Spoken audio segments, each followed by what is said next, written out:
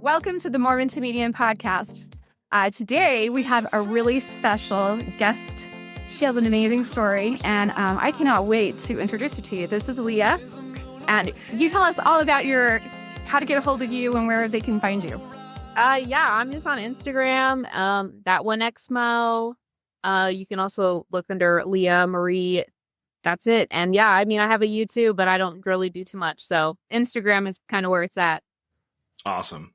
Well, and we found Leah because we have a good friend, Sandy, who's actually on the show. And she's like, okay, you guys have to watch Leah's Instagrams. She's got some great reels.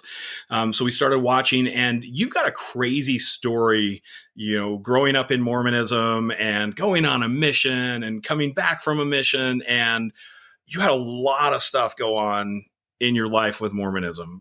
Tell us a little bit about your journey, and then we'll just visit. Yeah, sure.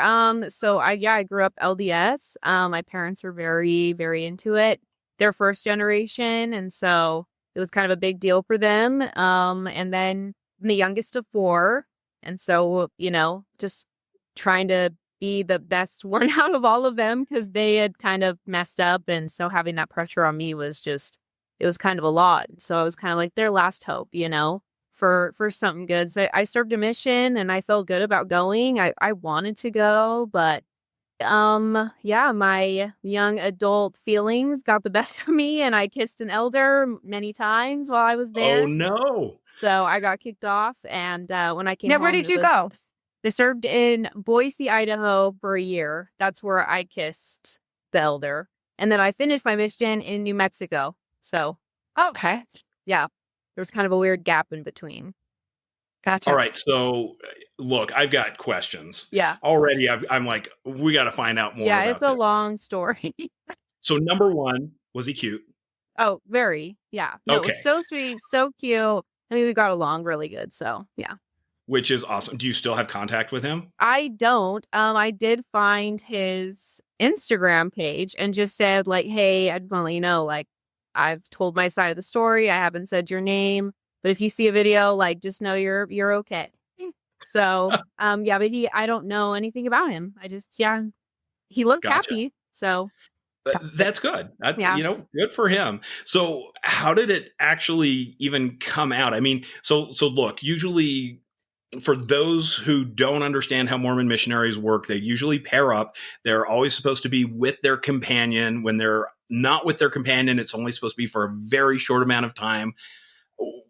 What are the logistics of this? How did that even happen? So I was, so they have they're called sister training leaders. And basically you're kind of like in the mission, you kind of train the new sister missionaries, and they come to you if they're having issues with, their companion and stuff. And so I was kind of in charge a little bit, and I had been training a new missionary, and I kind of took advantage of that. And I was like, hey, I have access to the phone.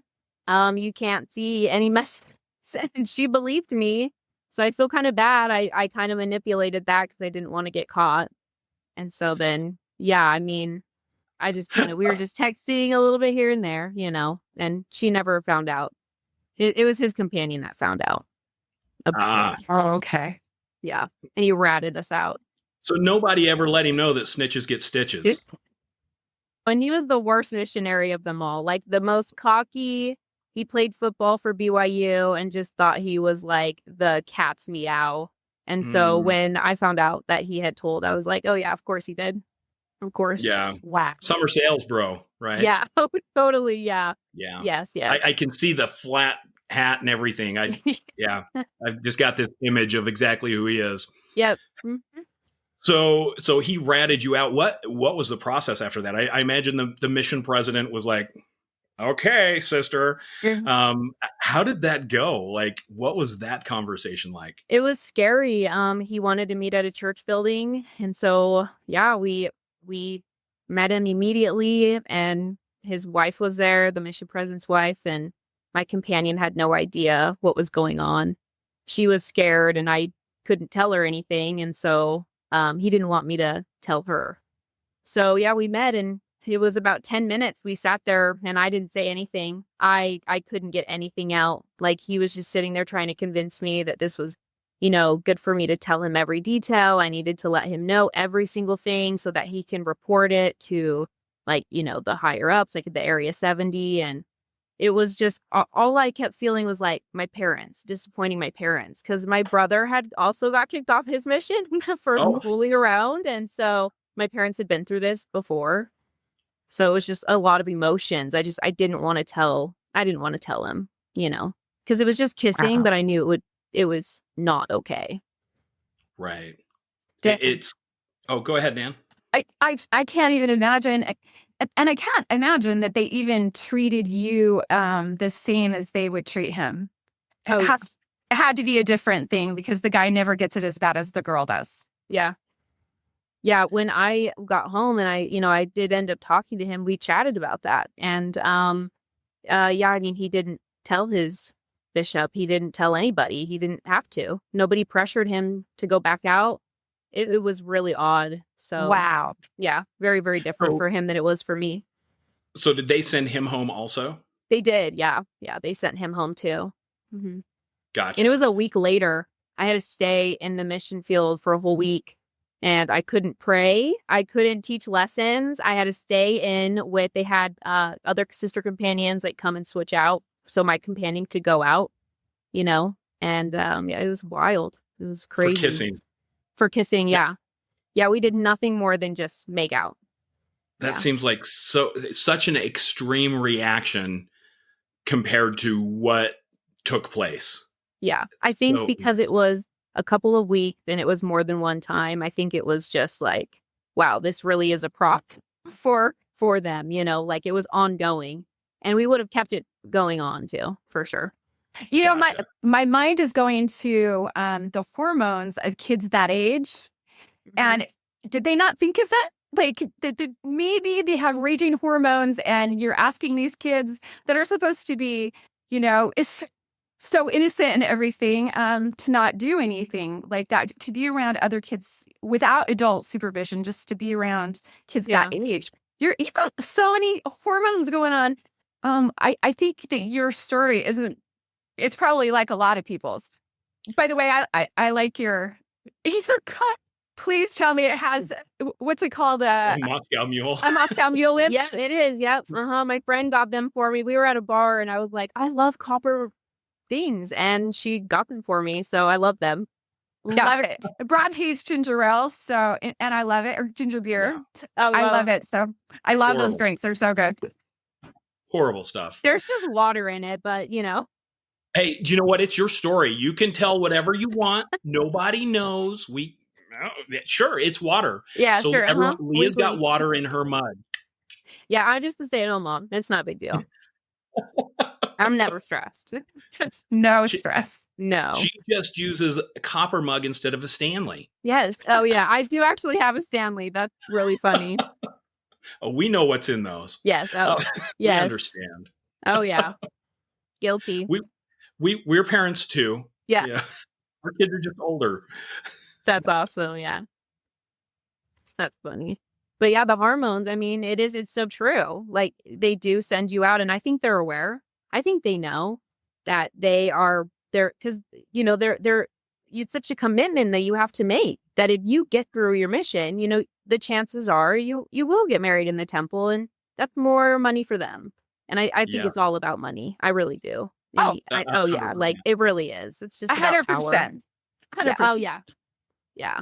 It's sad. But there were so many missionaries in that mission that were flirting. And I've had a lot of missionaries I knew that were like, oh, I was also with this elder and this person. I was like, that's crazy. Like, and you guys didn't get in trouble. Like, jealous. Wow. So were you out after they changed the age limit and they lowered the age limit? I don't know how old you are. You've got No, this timeless look. I was just about to turn 19 the next month. So yeah, like the conference was October and I was going to be 19 in November. So I was there when they made the announcement and it was exciting. I felt super important. And I know Right. a lot of other girls felt very important too, which is why they all went out, everybody did it. Yeah, I always have Crazy. thought that that's so weird that we, as a Mormon culture would send people out to teach our religion who have zero life experience. Like nothing. You don't know anything Mm-mm. as a 19-year-old. You don't know dick about dick. You're like, yeah, I testify this is so true. Mm-hmm. What struggles have you ever had in your life to actually have to really rely on religion, right? I mean, yeah. I had no testimony of the law of chastity. I was such a good girl. I didn't do anything naughty ever until my mission. And I when I would be telling, middle-aged men, don't masturbate, like don't have sex with women, or if it was a couple that were living together but not married, like I felt like I had no place, but I still was told that this is what God wants. And so I was their messenger, Right. Oh my gosh. They're trimming the hedge right outside the window here. Can you guys hear that? Okay, good. Because it's so loud. Yeah, that's kind of a crazy thing, right? Is we've got these young kids out there going, yeah, you shouldn't smoke and you shouldn't drink coffee and you can't drink alcohol and you cannot live with your girlfriend anymore, or else I can't baptize you and you won't get eternal life. It seems like such a double standard, I guess. Yeah, like and who's going maybe, to take advice from young people don't know anything, like it's just silly, like I saw missionaries at the store the other day and I'm like, they look so young and like they're not fully developed. Why yeah, are they telling people how to live their life, It's just, exactly. yeah. And they also look at you through such a judgmental lens. With their lack of experience, they have this judgmental lens that they're like, oh, well, you're a horrible person because you did this or you did this, rather than be like, so what's your story? Yeah. I just find it so interesting. And it's, I took my name off the records of the church. We're coming up on 3 years ago. And I've never had missionaries come by, but a week after I got the notification from the attorneys that my name was off, they come by every single time there's a new set. They come by and knock on my door. Yeah. And Brad's like, oh, That's shit, sweet. race to the door. Now it's to eat them alive. And I'm nice, but I'm just like, if you want to talk religion, you don't know what you're talking about. You don't want to go there with me, but I'll be nice. Yeah. But yeah, I feel bad for them. Do you know what I mean? Because they're just, their whole pitch is, so we want to talk to you about your neighbors. I'm like, okay, Yeah. that one's a Oh, Jew, yeah. that one's a Democrat. Yes.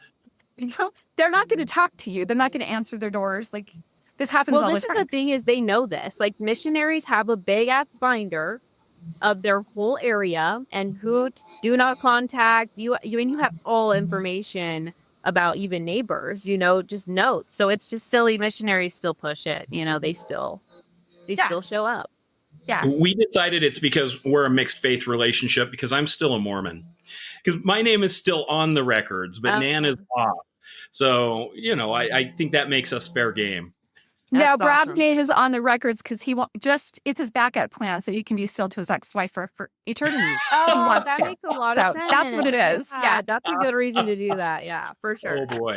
I would have Well, it's done the an same. insurance policy, I guess. Yeah. Yeah, it is. Yeah, that's a good way to look at it.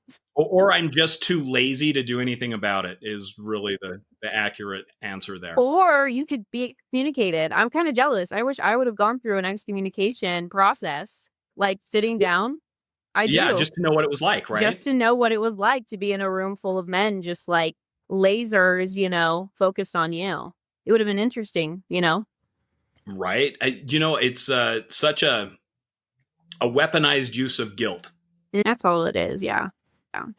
Very interesting. So after your mission, so you said they set you down and said, all right, sister, you're going to hang out here for a week and then we're going to figure out what to do with you. Mm-hmm. You said you also served in New Mexico. Mm-hmm. So they sent you from Idaho to New Mexico because that was far enough away from the boy. So I did have to go home. I was home for 6 months and I couldn't hold a calling. I was kind of on like church disciplinary, kind of thing, Wow. but it was not official. They didn't want to like officially do anything. He just kind of kept me like, hush, hush, and I just went to my family ward. And then eventually I was able to go to my singles ward while I was home for that time, just to get out and be social because I wasn't working. I literally was just hanging out, waiting to go back to hear from the Area 70. He was the one that was making the decision. Wow. So. Got it.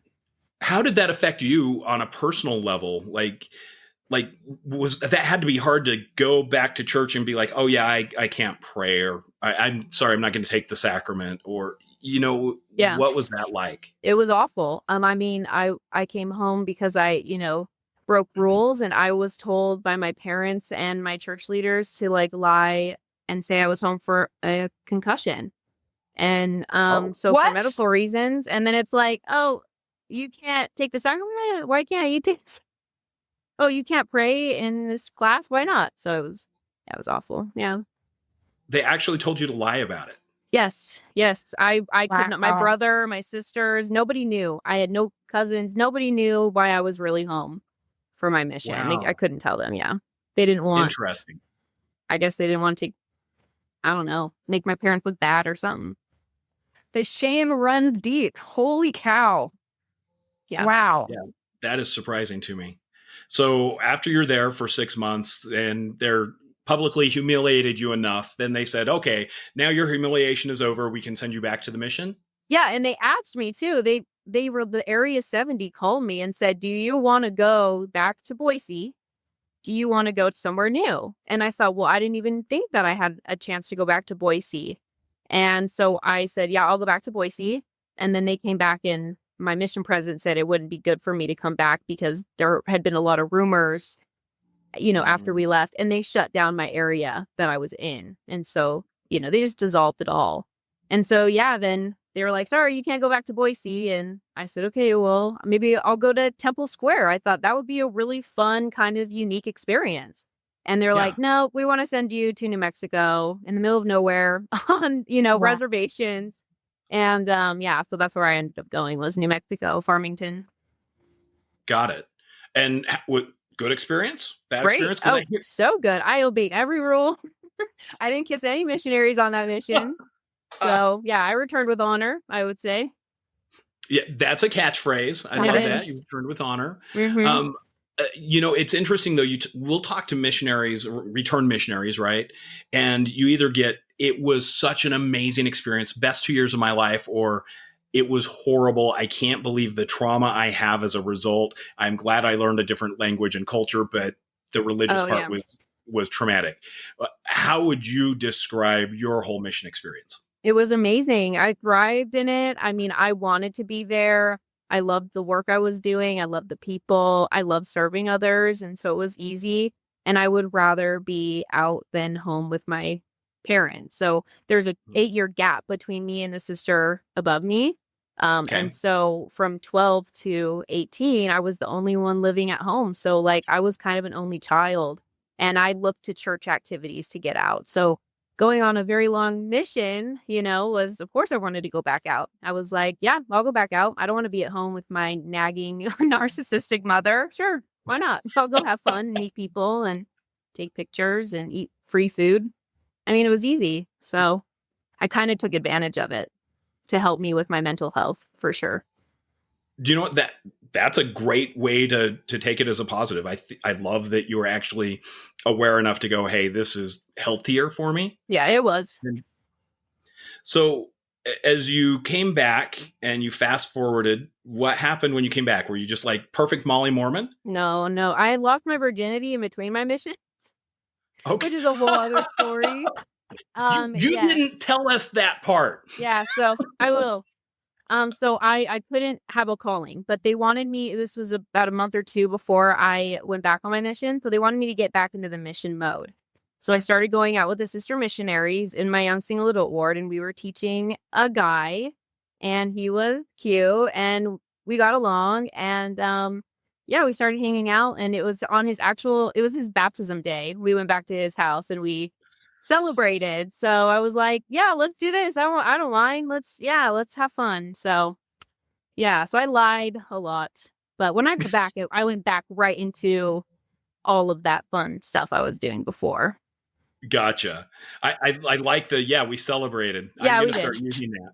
I had my first beer that night too, so it was great. Right after he'd been baptized. Right after he'd been baptized, yeah. That is kudos to you. Way to buck the system. So yeah, I did. It was fun. I enjoyed it.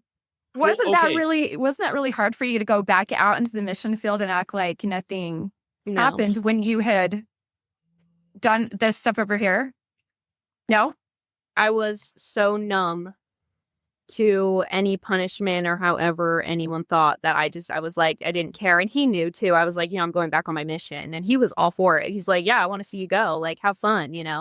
So it wasn't serious. So I didn't feel like I had to, stay back for him and battle that. It was just like, I just want to have fun and experience this. And, he was open to it and he had already experienced it himself. So I was like, all right, like I trusted him and we're still friends. So it's kind of nice to look back on that and be like, yep, that's what Nice. happened. And I'm happy I was not the best example, but it's fine. So it's essentially you experience the same things that normal college age kids should go and experience. Yeah. It was awesome. I don't regret it at all. Yeah. Well, Leah, Oh, have no. you read The Miracle of Yes. Forgiveness? Yeah, it's my mother forced me to read it when I was like 16, just to get it in my brain. worst book ever. Seriously. Yeah. I'm sorry, I couldn't resist. I was like, I've got just the thing for you. I love it. That's perfect. So what happened when you got back? Because and obviously, I think you feels like you already kind of had your shelf break, and you're like, it's not my thing. How did that work out for you, and what was really, that game changer for you, and how did you approach that with your family? Yeah, I mean, I still believed. I still I wanted to get married in the temple even when I got back. So I looked for a Mormon boy and I moved to Provo. I thought, well, this will be a good environment for me. I'll be around a lot of people my age. And no, it was the most horniest party town I'd ever been to. I mean, it was worse than what kids do in California. I mean, really, it's just crazy. And I went on a lot of Tinder dates. And so it's just, I was still going to church, though. I still really believed. I was looking for a spouse. And then, I met my husband on Tinder. And he is from Ogden, which Ogden and Provo are very, very, very different towns.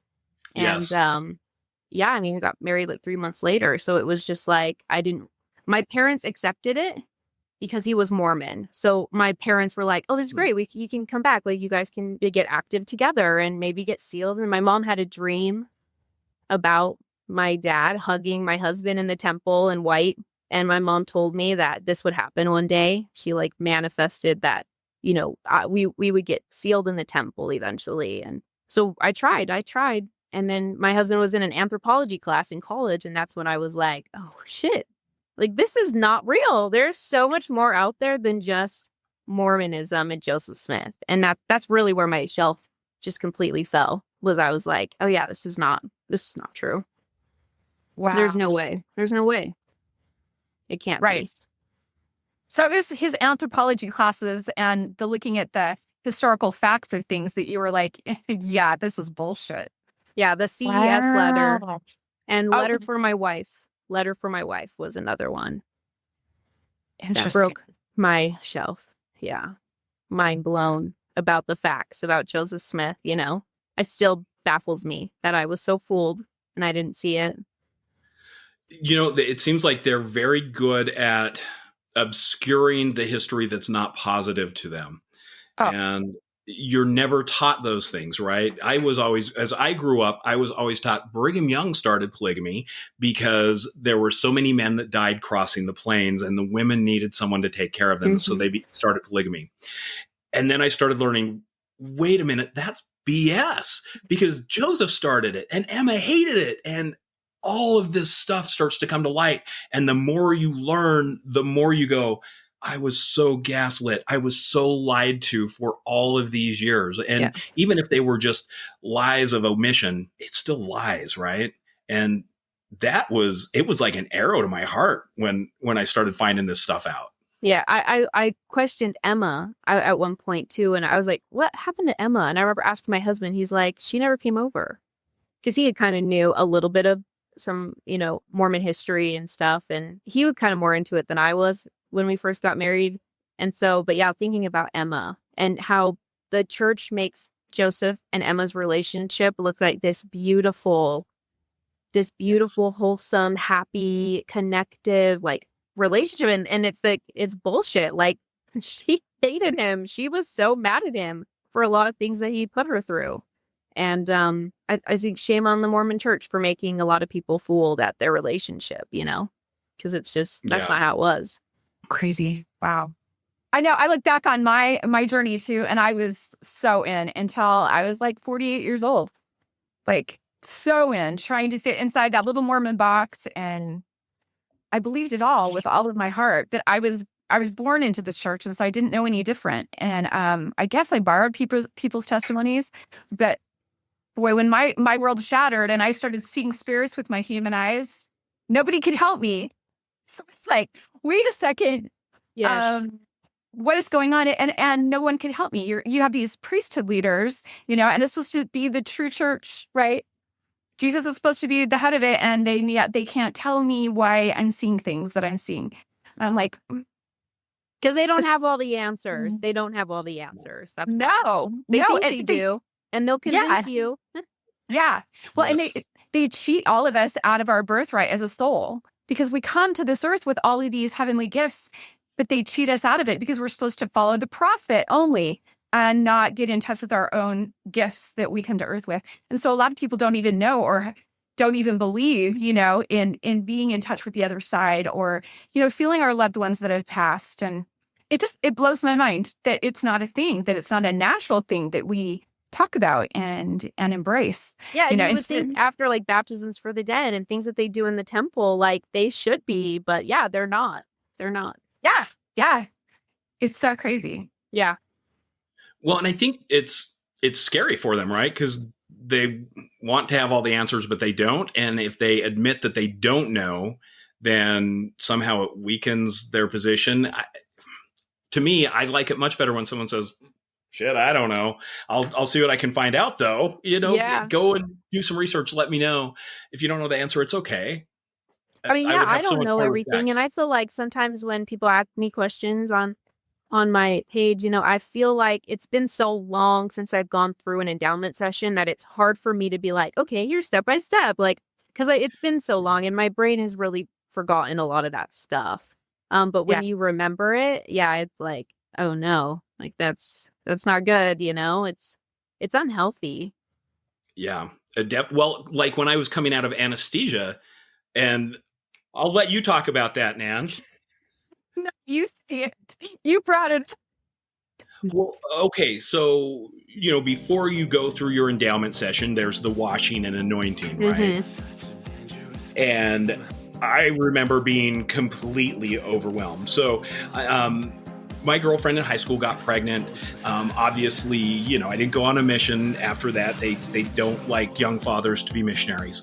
But we did end up getting married. And, a year after we got married, we're going to go through the temple. All right, here we go. And nobody prepared me for this washing and anointing.